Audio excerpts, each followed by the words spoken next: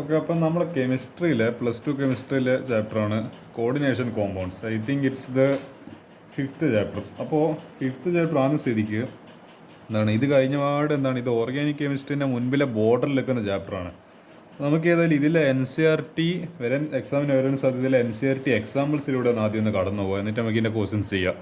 അതായത് page number നമ്മളെ നിങ്ങൾ കാണുന്നുണ്ടോ എന്നറിയില്ല, 246 എക്സാമ്പിൾ എത്രയാണ്? 9.1.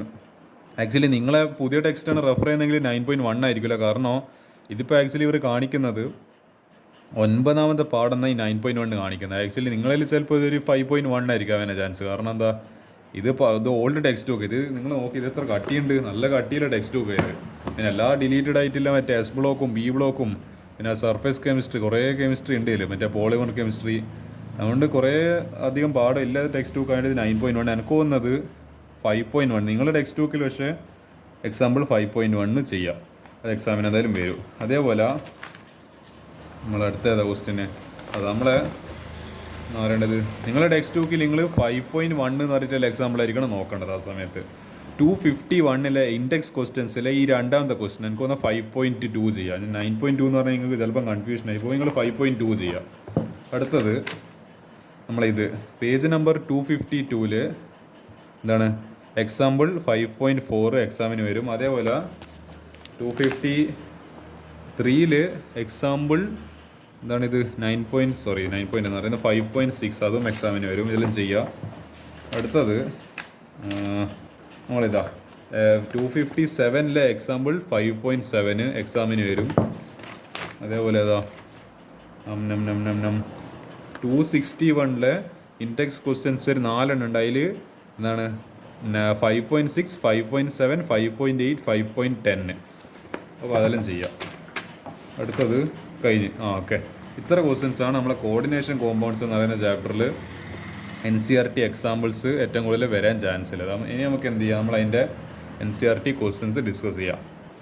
ഓക്കെ, അപ്പോൾ കോർഡിനേഷൻ കോമ്പൗണ്ട്സിലെ എക്സസൈസ് ക്വസ്റ്റ്യൻസ് ആണ് ഇത്. കുറേ ക്വസ്റ്റ്യൻസ് ഇതിലുണ്ട് ഈ പാഠത്തിൽ. അതുകൊണ്ട് നോക്കട്ടെ ഇത് എത്ര പാർട്ടിന് വേണ്ടി വരുന്നില്ല, എനിക്കൊന്ന് കണ്ടറിയേണ്ടി. നമുക്ക് ഏതായാലും ഇതിലെ ക്വസ്റ്റ്യൻസ് നമുക്ക് ഇന്നത്തെ ഒരു പാർട്ടിൽ നമുക്ക് ഏതായാലും കുറച്ച് ക്വസ്റ്റ്യൻസ് ഡിസ്കസ് ചെയ്തിട്ട് പാടിയതിൽ നമുക്കൊന്ന് ഉദ്ഘാടനം ചെയ്യാം. അപ്പോൾ ഇത് എക്സസൈസിലാണ് ഞാനിപ്പോൾ നിൽക്കുന്നത്. എക്സസൈസിൽ ഇത് അത്യാവശ്യം ഫസ്റ്റ് തന്നെ നിങ്ങൾക്ക് ലെവൽ കൂടി ചോദ്യം ഞാൻ തരുവാണ്. അതായത് എങ്ങനെയത് FeSO4 സൊല്യൂഷൻ FeSO4 ഇതിട്ടുന്നില്ലല്ലോ. FeSO4 സൊല്യൂഷൻ മിക്സ്ഡ് വിത്ത് ഇതെന്ന സാധനം NH4 എന്നൊരു കോമ്പൗണ്ട് വന്നിട്ടുണ്ട്. Solution in 1:1 ratio molar ratio gives the test of Fe2+ ion. ഇതാണ് ലെവൽ കൂടിയ ഇത് ഗ്രാഫ് മുകളിലോട്ടൊക്കെ ചോദ്യം. Ion but CuSO4 solution mixed with aqueous ammonia in 1:4 molar ratio does not give the test of Cu2+ ion. Explain why. ഇതിലെന്തോ bulb കത്തുന്ന സാധനം ഉണ്ടല്ലോ, നമുക്ക് ഈ ബൾബ് കത്തുന്ന സാധനം വായിച്ചു നോക്കാം. Find the nature of the compounds formed by the given reagent as the double salts give the test of all the constituent ions whereas complexes do not.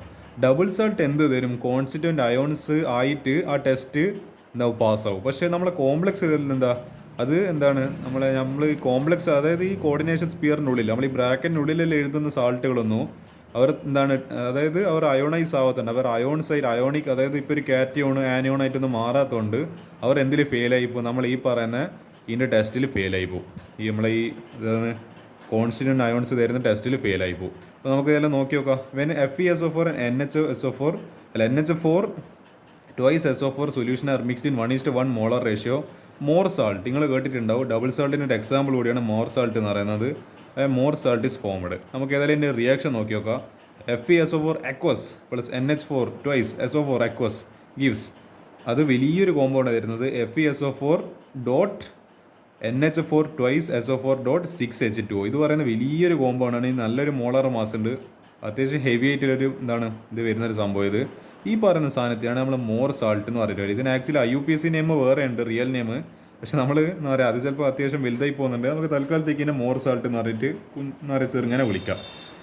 അപ്പോൾ ഈ പറയുന്ന ഈ FeSO4 dot NH4 twice SO4 dot 6H2O ഈക്വിലിബ്രിയത്തിൽ നിൽക്കും. ഇത് അവിടെ എന്താ equilibrium കാണിക്കുന്നുണ്ട്. Equilibrium കണ്ടീഷനിൽ എന്തിലായിട്ട് നിൽക്കും? Fe2+ അയോൺസ് ആയിട്ടും 2NH4+ എന്താണ് അതെല്ലാം എക്വസിലാണ് എല്ലാം, അതായത് ഐ മീൻ നമ്മളെ വാട്ടർ, അതായത് വെള്ളത്തിൻ്റെ രൂപത്തിൽ ലിക്വിഡ് സ്റ്റേറ്റിലാണ് ഇതെല്ലാം നിൽക്കുന്നത്. 2NH4+, അതായത് അമോണിയം അയോണ്, പിന്നെ എന്താണ് 2SO4 2-, പിന്നെ 6H2O. അപ്പോൾ എന്താ ഇതിന് ഓരോ കഷ്ണം ഇങ്ങനെ മുറിഞ്ഞിട്ട് എന്താ നിൽക്കും? അയോൺസ് ആയിട്ട് നിൽക്കും. ബിക്കോസ് ഇവിടെ പറയുന്നുണ്ട് because Fe2+ ions are formed on dissolution of more salt. അതായത് ഈ സാധനം ഡിസോൾവ്, നമ്മൾ ഈ പറയുന്ന +1 ഇക്വിലിബ്രിയത്തിൽ ഡിസൊല്യൂഷൻ ഓഫ് എ സാൾട്ട് എന്ന് പറഞ്ഞാൽ പഠിച്ചിട്ടുണ്ടായിരുന്നു. അപ്പോൾ അത് ഇക്വിലിബ്രിയത്തിൽ നിൽക്കുമ്പോൾ എന്താണ് ഇത് അതിൻ്റെ കോമ്പൈൻഡ് സ്റ്റേറ്റ്, ഇത് അതിൻ്റെ എന്താണ് അയോണിക് സ്റ്റേറ്റ്. അപ്പോൾ എന്താ ഡിസൊല്യൂഷനിൽ ഇക്വിലിബ്രിയത്തിൽ, അപ്പോൾ ഈ പ്രൊഡക്ട്സ് എല്ലാം ചേർന്നിട്ട് ഈ പറയുന്നത് ഇതായിട്ട് മാറും. ഇത് ഡിസോൾവ് ആയിട്ട് ഇങ്ങനെ ഒറ്റക്കായിട്ട് വേറെ ടീംസ് ആയിട്ട് മാറും. അപ്പോൾ ഈ ഇക്വിലിബ്രിയം എന്താണ് ഇവിടെ നടക്കുന്നുണ്ട് ഇവർ രണ്ടുപേരും തമ്മിൽ. അതുകൊണ്ടാണ് ഇങ്ങനെ ഡബിൾ ഹെഡഡ് ആരോ കാണിച്ചിരിക്കുന്നത്. അപ്പോൾ ഇതിങ്ങനെ ആയിക്കഴിഞ്ഞപ്പോൾ അതോടുകൂടി റിയാക്ഷൻ തീർന്നതല്ല, ഇതെല്ലാം കൂടി ചേർന്നിട്ട് പിന്നെയും ഇയാളായിട്ട് തിരിച്ച് മാറുന്നുണ്ട്. അപ്പോൾ എന്താ ഇതിൽ പറയുന്നത് ഡിസൊല്യൂഷൻ ഓഫ് ഈ സാധനം മോർ സാൾട്ട് ഡിസോൾവ് ആവുന്ന സമയത്ത് aqueous solution gives the test of Fe2+ ions. അപ്പോൾ Fe2+ അയോൺസ് ഇതിൽ തരുന്നുണ്ട്, ഇതിൻ്റെ ഡിസൊല്യൂഷനിൽ തരുന്നുണ്ട്. അപ്പോൾ നമുക്ക് എന്ത് മനസ്സിലായി? ഇത് എന്താണ് ഇയാൾ തരുന്നുണ്ട് എന്ന് മനസ്സിലായി, കാരണം റിയാക്ഷൻ അങ്ങനെ എഴുതിയിട്ടുണ്ട്. പക്ഷേ വേറെ പ്രശ്നം എന്നാ, but when CuSO4 aqueous is mixed with NH3 aqueous complex formation takes place. അതായത് ഒരു ഡബിൾ സാൾട്ട് ഡിസോൾവ് ആകുമ്പോൾ Fe2+, അതായത് മോർ സാൾട്ട് പെർട്ടിക്കുലർ കേസ് പറയുകയാണെങ്കിൽ അത് ഡിസോൾവ് ആകുന്ന സമയത്ത് Fe2+ അയോൺസ് തരുന്നുണ്ട്. അയോൺസ് അവിടെ തരുന്നുണ്ടെങ്കിൽ എന്താ ആ ടെസ്റ്റ് അയാൾ പാസ്സായി. ഇയാൾ പാസ്സായിട്ട് നമ്മളെ മറ്റേ ഡ്രൈവിംഗ് ടെസ്റ്റ് പാസ്സായി എന്നെല്ലാം പറഞ്ഞാൽ ഇയാൾ ഇവിടെ പാസ്സായി, ഈ ഫുൾ മാർക്ക് പാസ്. പക്ഷേ ഈ CuSO4 NH3 കൂടി ചേർന്ന സമയത്ത് എന്തായി മാറി? ഈ രണ്ടും എക്വസ് സ്റ്റേറ്റ് ആണെങ്കിൽ ലിക്വിഡ് സ്റ്റേറ്റിലാണെങ്കിൽ അത് ഇങ്ങനത്തെ ഒരു കോംപ്ലക്സ് ഫോർമേഷൻ. കോംപ്ലക്സ് മീൻസ് എന്താണ്? Coordination compound. നിങ്ങൾ കോർഡിനേഷൻ കോമ്പൗണ്ട് നമ്മൾ എങ്ങനെ എഴുതുക? ഒരു സ്ക്വയർ ബ്രാക്കറ്റിനുള്ളിൽ എഴുതുക. അപ്പോൾ എന്താ Cu നമ്മളെ NH3 4 ടൈംസ്, പിന്നെ അത് ആ സാധനം ബ്രാക്കറ്റിൻ്റെ ഉള്ളിൽ കോർഡിനേഷൻ സ്പിയറിനുള്ളിൽ, പിന്നെ പുറത്ത് എന്തോ ഇത് നമ്മളെ ഒരു അയോണായിട്ട് എന്തുണ്ട് നമ്മളെന്തെങ്കിലും പറയുന്നത് കൗണ്ടർ, എന്നാലും അതിൻ്റെ പേര് പറയില്ലേനോ, കൗണ്ടർ അയോണല്ല ഈ സാധനം, കൗണ്ടർ അയോണാണ്. നമ്മളെ കൗണ്ടർ അണ്ണാച്ചി എന്നെല്ലാം പറയുന്നത് കൗണ്ടർ അയോണ്. നമുക്ക് അതിൻ്റെ പെട്ടെന്ന് പേരെല്ലാം മറന്നുപോയി. ഇത് SO4 പുറത്തുണ്ട്. This complex does not produce. അപ്പോൾ നമ്മൾ ഇവിടെ എന്താണ് രണ്ടെണ്ണം ചേർന്നിട്ട് ഇങ്ങനെ ഒരു വലിയൊരു സാധനമായിട്ട് മാറി. പക്ഷേ ഇതിവിടെ ഇക്വിലിബ്രിയത്തിൽ ഡിസോൾവ് ആയിട്ട് Fe2+ അയോൺസ് ആണ്. ഇതിനെ നമ്മൾ പക്ഷേ അങ്ങനെ എന്ത് ചെയ്യാൻ പറ്റില്ല. നമ്മൾ ഈ പാഠത്തിൻ്റെ തുടക്കത്തിൽ തന്നെ പഠിക്കുന്നുണ്ട് double salt dissolves to give its ion, but complex salt cannot dissolve to give its ions. ഒരു കോംപ്ലക്സ് സാൾട്ടിന് ഡിസോൾവ് ആയിട്ട് Cu2+ഉം പിന്നെ ഇവിടെ ഇപ്പോൾ NH3 4- അങ്ങനെ പറഞ്ഞിട്ട് അതിന് ഒരു കാറ്റയോണിക് പാർട്ട് അല്ലെങ്കിൽ ഒരു ആനിയോണിക് പാർട്ട് എന്ന് പറഞ്ഞിട്ട് മാറാനാവില്ല. അതാണ് ഇവിടുത്തെ പ്രശ്നം എന്ന് പറയുന്നത്. This complex does not produce Cu2+ ions on dissolution. ഇത് നമ്മൾ ഡിസോൾവ് ആയി കഴിഞ്ഞാലും ഇതിങ്ങനെ എന്താണ് NH3 ഒപ്പം എന്ന് പറഞ്ഞിങ്ങനെ നമ്മൾ ഈ കെട്ടിപ്പിടിച്ചിട്ട് ഇരിക്കുക എന്നെല്ലാം പറഞ്ഞാൽ അതിൽ ഹഗ് ചെയ്തിട്ട് ഇങ്ങനെ ഇരിക്കുന്നുണ്ട്. അതിന് എന്ത് ചെയ്യാൻ പറ്റില്ല, ഒറ്റയ്ക്ക് എന്നാൽ ഇൻഡിപെൻഡൻ്റ് ആയിട്ട് പുറത്തേക്ക് വരാനാവില്ല. അപ്പോൾ has now become a part, കാരണം ഇതെന്തായി മാറി, ഇതിൻ്റെ പാർട്ടായിട്ട് മാറി. CuNH3 4 times 2+ complex ion. So the solution of CuSO4 and NH3 does not give the test. അപ്പോൾ എന്തായി, ഇയാൾ Cu2+ അയോണിൻ്റെ ടെസ്റ്റിൽ ഫെയിലായി പോയി. അപ്പോൾ നമ്മൾ കണ്ട കഥ എന്താ, ഇയാൾ നമ്മളെ ടെസ്റ്റിൽ പാസ്സായി, ഇയാൾ നമ്മളെ ടെസ്റ്റിൽ ഫെയിലായി. End of the story. ഇയാൾ ഡബിൾ സാൾട്ട് ഡിസൊല്യൂഷനിൽ അയോൺസ് തരും, അപ്പോൾ ഇയാൾ ടെസ്റ്റ് പാസ്സായി. പക്ഷേ ഇയാൾ കോംപ്ലക്സ് സാൾട്ട് ഉണ്ടാക്കുന്നത്. അപ്പോൾ കോംപ്ലക്സ് സാൾട്ട് ഡിസൊല്യൂഷൻ്റെ സമയത്ത് എന്തായി മാറൂല, അയോൺസ് ആയിട്ട് മാറൂല. അപ്പോൾ ഇയാൾ എന്താണ് ടെസ്റ്റിൽ ഫെയിലായി, ഇയാൾക്ക് സങ്കടമായി. End of the story. അതോടുകൂടിയിട്ട് ആ സ്റ്റോറി അവിടെ അവസാനിച്ച്. ഓക്കെ ആണല്ലോ. അടുത്ത ക്വസ്റ്റ്യന്. ഓക്കെ, ഞാനൊരു IUPAC നെയിംസ് വേണ്ടിക്ക് നിങ്ങൾക്ക് എന്താണ്, ഇത് ആക്ച്വലി ഞാൻ ഡിസ്കസ് ചെയ്യേണ്ട ആവശ്യമില്ല, ഇതല്ല LKG ക്വസ്റ്റ്യൻസ് ആണ്. ഒരു 4 ക്വസ്റ്റ്യൻസ് എന്ന് പറയേണ്ടത് ഈ പാഠത്തിന് എന്താ പറയുക, for the sake of this chapter ഞാൻ നിങ്ങൾക്ക് വേണ്ടി ഡിസ്കസ് ചെയ്യാൻ പോവാം. അതിൽ ഞാനിതിൽ രണ്ടാമത്തെ ക്വസ്റ്റ്യൻ, പൊട്ടാഷ്യം ടെട്രാ ക്ലോറൈഡ് പെലഡേറ്റ് 2. അവിടെ പോയി രണ്ടാമത്തേത് ഇതാ. ഇങ്ങനെ പെലഡേറ്റ് എന്നെല്ലാം പറയുമ്പോൾ അത് ആക്ച്വലി എന്താ, അപ്പോൾ ഇതിൽ എന്താണ് കാറ്റയോണിക് കോംപ്ലക്സ് ആയിരിക്കും ഒപ്പം ഉണ്ടാവുക. കാറ്റയോണിക് കോംപ്ലക്സ് എന്ന് പറയുമ്പോൾ നമ്മളെ കാറ്റയോൺ പാർട്ട് എന്താണ്, ഇപ്പോൾ പൊട്ടാഷ്യം എന്നല്ല ആദ്യം വന്നിരിക്കുന്നത്. അപ്പോൾ പൊട്ടാഷ്യം നമ്മൾ K2 എന്ന് പറഞ്ഞിട്ട് ആദ്യം ഇവിടെ ഇങ്ങനെ എഴുതണം. പിന്നെന്താ ടെട്ര എന്ന് പറയുമ്പോൾ 4 ഉണ്ട്. Tetra means 4. ടെട്ര 4 ആണല്ലോ. എന്താ ടെട്ര എന്ന് പറയുന്നത്, ക്ലോറിഡോ നമ്മൾ പഠിച്ചിട്ട് Cl ക്ലോറിഡോ എന്ന് നമ്മൾ IUPACൻ്റെ നമ്മളെ സ്വന്തം ഭാഷയിൽ പറയുന്നത്, IUPACൻ്റെ നെയിമിങ്ങിൽ, കോർഡിനേഷൻ്റെ നെയിമിങ്ങിൽ. അപ്പോൾ Cl4. അതേപോലെ പെലഡേറ്റ് 2 എന്ന് പറഞ്ഞിട്ടുണ്ട്. അപ്പോൾ പെലഡേറ്റ് എന്ന് പറയുന്നത് നമ്മളെ പലേഡിയത്തിനെയാണ് നമ്മൾ ഈ ഒരു ഭാഷയിൽ പെലഡേറ്റ് എന്ന് പറഞ്ഞിട്ട് വിളിക്കുന്നത്. അപ്പോൾ PD പലേഡിയം. ഓർഗാനിക് കെമിസ്ട്രി അറിയുന്നവർക്ക് ഈ പലേഡിയം ഒക്കെ ഭയങ്കര നമ്മളെ ലിൻഡലാർക്സ് കാറ്റലിസ്റ്റ് എന്നെല്ലാം പറയുന്ന അപ്പോൾ ഈ സാധനം വളരെ പരിചയമായിരിക്കും. ആ പലേഡിയമാണ് ഈ പലേഡിയം. അപ്പോൾ ഇത് ഇവിടെ ചാർജ് സ്റ്റോക്ക് നൊട്ടേഷനിൽ +2 കാണിച്ചിട്ടുണ്ട്. അപ്പോൾ നമുക്ക് +2 ചാർജ് ഇട്ട് കൊടുക്കുക. അപ്പോൾ ഇയാൾ എത്രയിലായിരിക്കും? ഇയാൾ എന്തായാലും -1, അപ്പോൾ -4 നിൽക്കും. അപ്പോൾ ഇതിട്ട് ഓവറോൾ ചാർജ് 2 - 4 -2. അപ്പോൾ അതിനെ കൗണ്ടർ ബാലൻസ് ചെയ്യാൻ ഇയാൾ +1 കാണിക്കും. അപ്പോൾ രണ്ടെണ്ണം ഇല്ലാണ്ട് +2, അപ്പോൾ +2 -2. അപ്പോൾ ഇയാൾ എന്താ കോമ്പൗണ്ടിൽ നിന്ന് അവിടെ ഈ ചാർജ് ബാലൻസ് ആവണമെന്ന് ഞാൻ പറയുന്നത്. ഇവിടെ എന്ന് പറയേണ്ടത് ഒരു ചാർജും ഇവിടെ അതിനെ ബാലൻസ് ചെയ്യുന്ന ചാർജ് ഇല്ലെങ്കിൽ പ്രശ്നമാവും. അപ്പോൾ ഇവർ രണ്ടുപേരും ബാലൻസ് ചെയ്യുന്ന രീതിയിലായിരിക്കണം ചാർജ് ഇടേണ്ടത്. ആദ്യം നിങ്ങൾ പൊട്ടാഷ്യം 1K എഴുതുക, എന്നിട്ട് ഇവിടുത്തെ ചാർജ് ആദ്യം കണ്ടുപിടിക്കുക. അതിന് കണക്കായിട്ട് ഇവിടെ ഇപ്പോൾ -2 ആകുമ്പോൾ അപ്പോൾ ഇവിടെ എന്ത് വേണ്ടി വരും? ഇയാൾക്ക് ചാർജ് +1 നമുക്ക് അറിയാം. റെഡ് ഓക്സിഡേഷൻ പഠിച്ച് നമുക്ക് അറിയാം ഇതിൻ്റെ ചാർജ് +1 ആയിരിക്കും. കാരണം ആൽക്കലി മെറ്റലാണ്, ഫസ്റ്റ് ഗ്രൂപ്പ് സീരീസ് ആണ്. അപ്പോൾ ഇയാൾക്ക് +1 ആയിരിക്കും ചാർജ്. നമ്മളെ സോഡിയം, പൊട്ടാഷ്യം, ആ പറയുന്ന കോമ്പൗണ്ട്സ്, ഹൈഡ്രജൻ, ഇവരൊക്കെ +1 കാണിക്കുന്ന ആൾക്കാരാണ്. അപ്പോൾ ഇവിടെ -2 ഇല്ലോണ്ട് ഇവിടെ +1 അല്ല. അപ്പോൾ എന്ത് ചെയ്യണം? അത് നമ്മളെ പൊട്ടാഷ്യത്തിന് 2 കോമ്പൗണ്ട് എടുക്കണം. അപ്പോൾ K2 അന്നേരം എന്താവും? ഇത് +2 ആവും, -2 ആവും, ക്യാൻസൽ. അപ്പോൾ ചാർജ് ക്യാൻസലായി, ബാലൻസ് ആയി ചാർജ്. അപ്പോൾ അടുത്ത എന്താ? ഫിഫ്ത്ത് വൺ എന്താ? പെൻഡ അമിനോ നൈട്രിറ്റോ ഓ കൊബാൾട്ട് 3. എടുപ്പ് 5ാമത്തെ കോമ്പൗണ്ട് എടുപ്പ് ഇതാ. O നൈട്രിറ്റോനെ നമ്മൾ ONO എന്ന് പറഞ്ഞിട്ട് എഴുതുക. N നൈട്രിറ്റോനെ നമ്മൾ NO2 എന്ന് പറഞ്ഞിട്ട് അങ്ങനെ എഴുതുക. അത് ആക്ച്വലി ഇതിൻ്റെ കോർഡിനേറ്റ് ബോണ്ടിൽ വ്യത്യാസം വരുന്നതുകൊണ്ടാണ്. അപ്പോൾ അതുകൊണ്ടാണ് അതിൻ്റെ വ്യത്യസ്ത പേര് വരുന്നത്. O എന്ന് പറയുമ്പോൾ ആദ്യം O എഴുതുന്ന ആലോചിക്കുക, N വരുമ്പോൾ ആദ്യം N എഴുതുന്ന ആലോചിക്കുക. O means ONO, N means capital N means NO2. അപ്പോൾ ഇവിടെ O പറഞ്ഞുകൊണ്ട് എന്താ?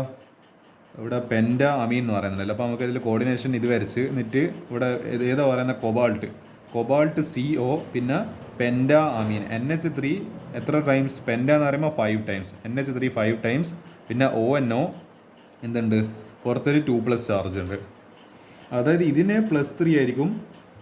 അപ്പോൾ ഇതെന്ത് കാണിക്കേണ്ടി വരും? ഇത് -4, അതായത് -4 അല്ല, ഇത് -5 കാണിക്കും. അപ്പോൾ എന്താ? -5 അല്ല, ഇത് നമ്മളെ ഒരു ചാർജ് ഓർമ്മ കിട്ടുന്നല്ലോ. ഓക്കെ സാറേ പോട്ടെ.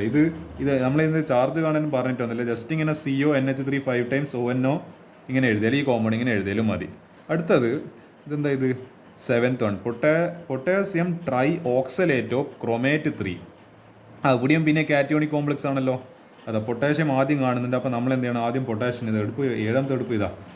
ഇവിടെ ഇവിടെ 2 പൊട്ടാഷ്യം എടുത്ത്. അപ്പോൾ നമ്മൾ വിചാരിച്ച എല്ലാ കോമ്പൗണ്ടും 2 എണ്ണമായിരിക്കും. പക്ഷെ അങ്ങനെയല്ല, ഇവിടെ 3 എണ്ണം വന്നിട്ടുണ്ട്. അതെങ്ങനെയാണ്? നമ്മൾ ഓക്സലേറ്റോ നമുക്കറിയാം C2O4, അതാണ് നമ്മൾ ഓക്സലേറ്റോ എന്ന് പറയുന്നത്. അപ്പോൾ എന്താ? അതിൻ്റെ ആക്ച്വലി ചാർജ് -2 ആണ്. അപ്പോൾ ഇയാൾ എന്തുണ്ട്? ട്രൈ എന്ന് പറഞ്ഞുകൊണ്ട് 3 എണ്ണം ഉണ്ട്. അപ്പോൾ ഇത് എത്ര വന്ന്? ഇവിടെ ചാർജ് -3 വന്ന്. അപ്പോൾ അതിനാണെങ്കിൽ ക്രോമിയം അപ്പോൾ എത്ര കാണിക്കണം?